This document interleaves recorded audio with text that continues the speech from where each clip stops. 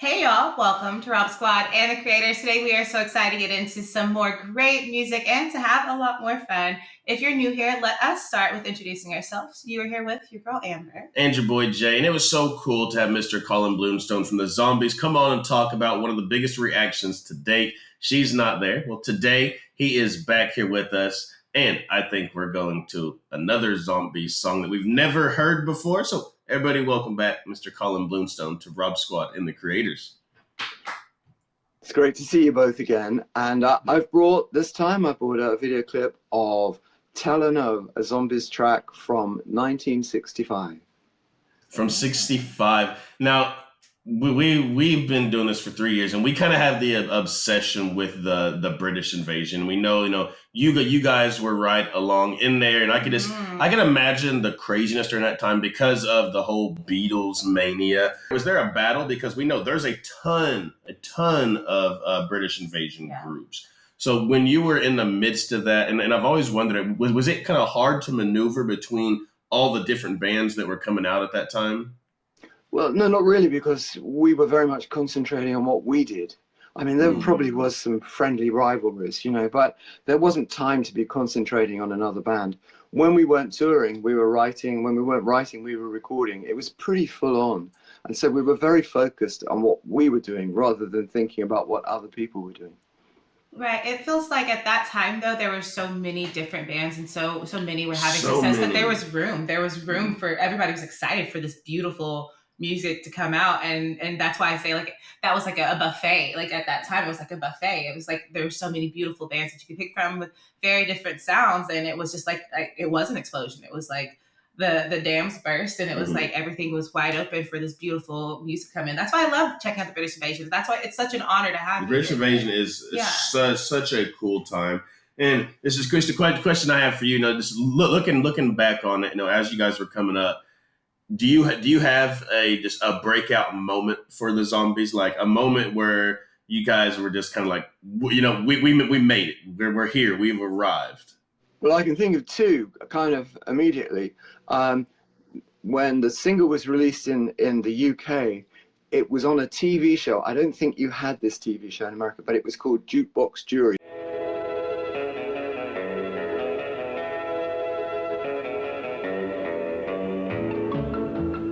Four celebrities would listen to some releases of that year on national TV. Oh, and cool. the week that She's Not There came out, George Harrison was one of the panelists, and he loved this record. And he said, I won't try a Liverpool accent, but he said, "Well done, Zombies." And I thought straight away, that's it, we've made it. Nothing else happens. George Harrison likes this track.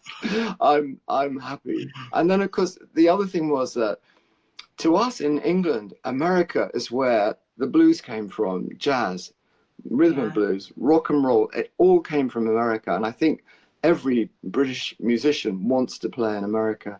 And when we arrived in New York around Christmas '64, we actually had the Cashbox #1 record at the time. And that was another exciting time. The first time we came to the States, the home of all that incredible music that we were brought up on. I just couldn't believe it. We played at the Murray the K's Christmas show at the Brooklyn Fox. And Murray the K was kind of the big DJ in America. He introduced himself as the fifth Beatle. I'm not quite sure how the Beatles felt about that, but he considered himself to be the fifth Beatle. And it was his show, and he introduced it. And of course we were just guys from the countryside in the UK. This was all very new to us, and we had to follow Patti LaBelle on this show. We had to follow her. And at the time, she had a wonderful backing band called the Bluebells, Patti LaBelle and the Bluebells.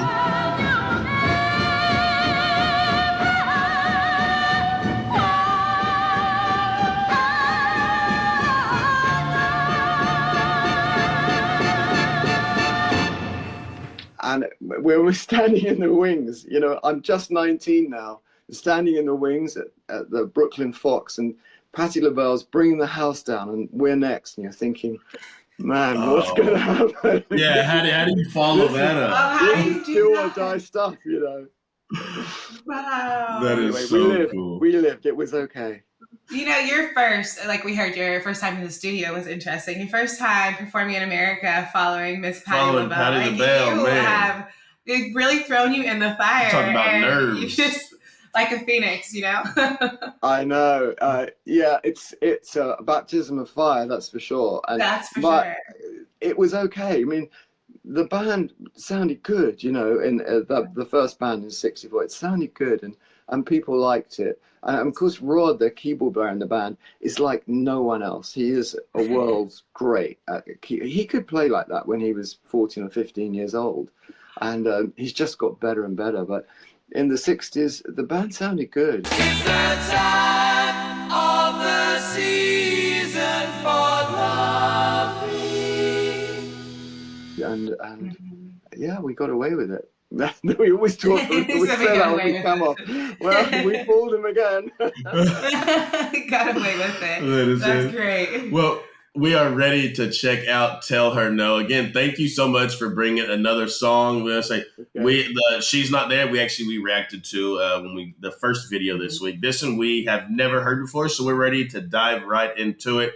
Guys, make sure y'all like the video, hit that subscribe button, and turn on that post notification bell so you guys never miss any of our Rob Squad and the Creators videos. Tell Her No, the Zombies.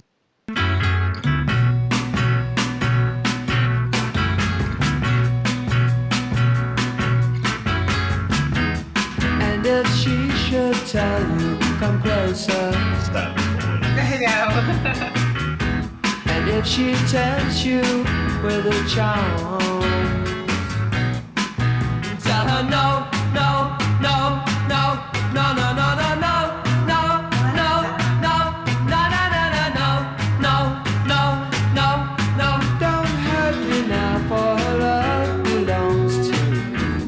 And if she should tell you I love you, whoa, whoa. And if she tempts you with a charm,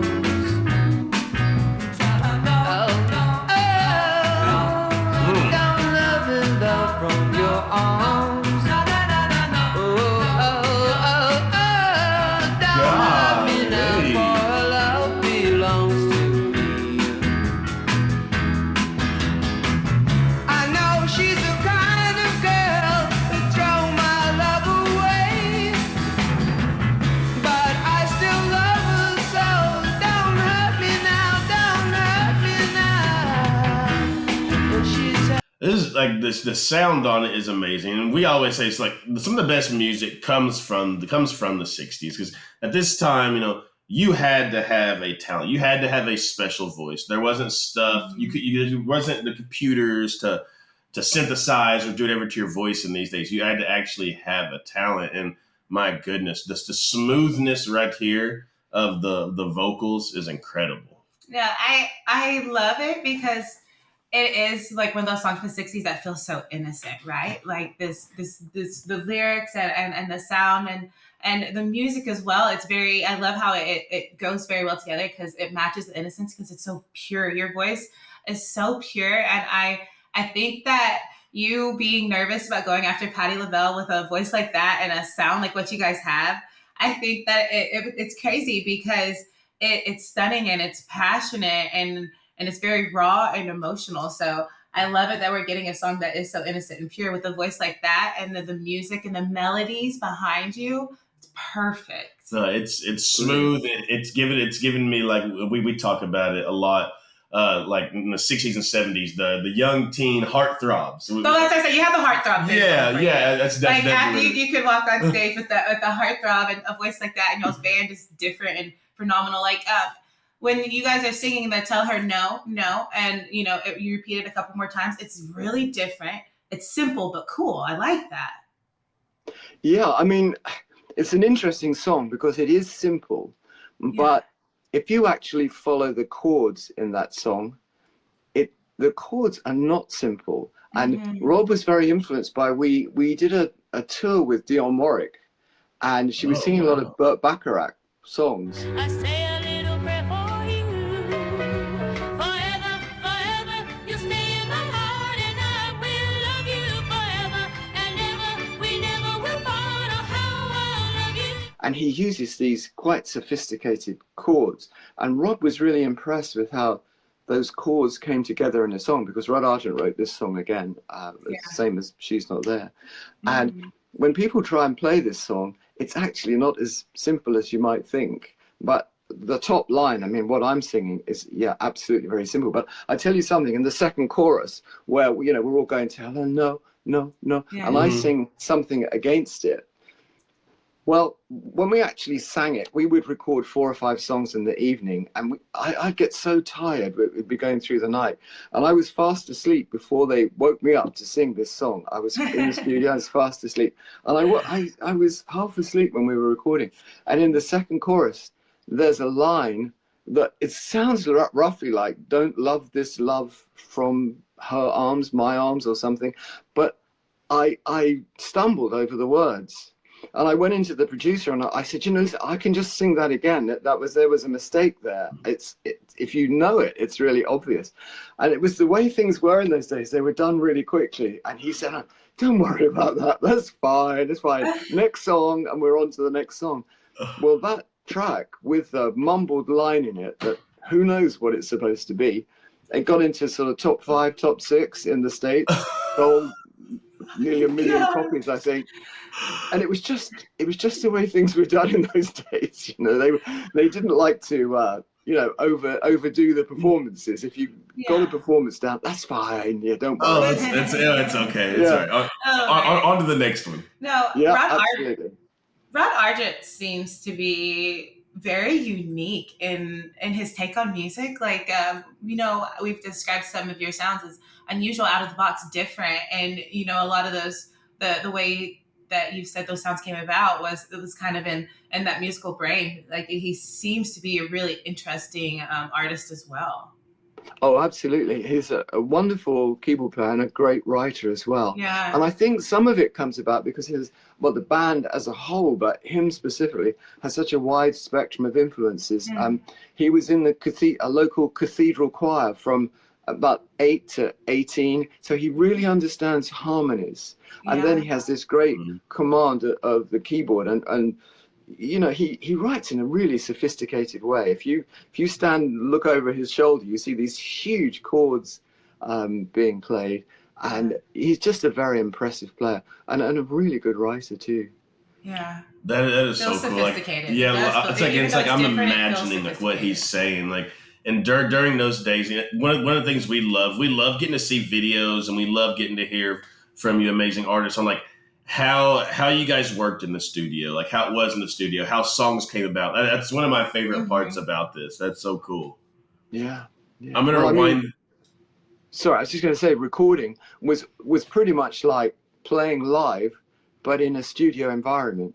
I think the band played live to start with, and then maybe they put the solos on afterwards. And then I would sing live, and the 2 guys who were singing harmonies, they would sing on another mic at the same time as me. So it was pretty much like a live performance. And that's cool. That's just the way you had to do it in those days. I didn't think about how you would have to kind of separate that. That's cool. I'm going to go ahead and get back to it. Let's go.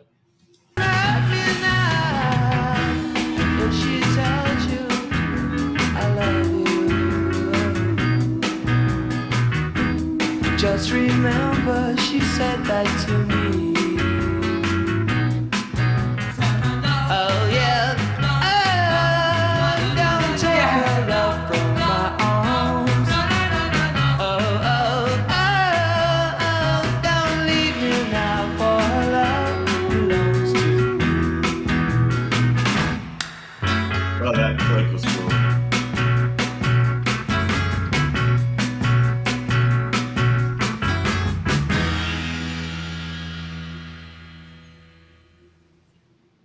That was awesome. I like that. And like I said, your voice, oh my goodness, in this one, it's like you had so much control. It was so smooth, but it's the tone for me. Like I love the tone and the register at which you sing it. Well, thank you. I mean, I have quite a high range. I can sing quite. I've always been able to sing high. So a lot of these things the songs are unusually high, and it does give it a different sound, I think, really. Yeah, it gives a different sound, gives a different feel. So it's really, really cool. And again, Mr. Colin Blunstone, we cannot thank you enough for coming and joining us on the channel. You brought us 2 songs so far. We can't wait for the rest of the videos to come out for the week. You get to hang out with us one more time and bring us another amazing song. But we send all of our RSR family out of here the same way. We love you. We thank you. We appreciate you. And remember, every day that you guys wake up, it is a blessing and that you are blessed. And for your new family members, to hit that subscribe button down below. We welcome you guys to the RSR family, but y'all will go every day just like we do. Let them know, Ma. All right, y'all. All you have to do is go out in this beautiful world, spread some light and love, and make somebody smile. We love you guys. Till next time, we'll see y'all later. Tell her no,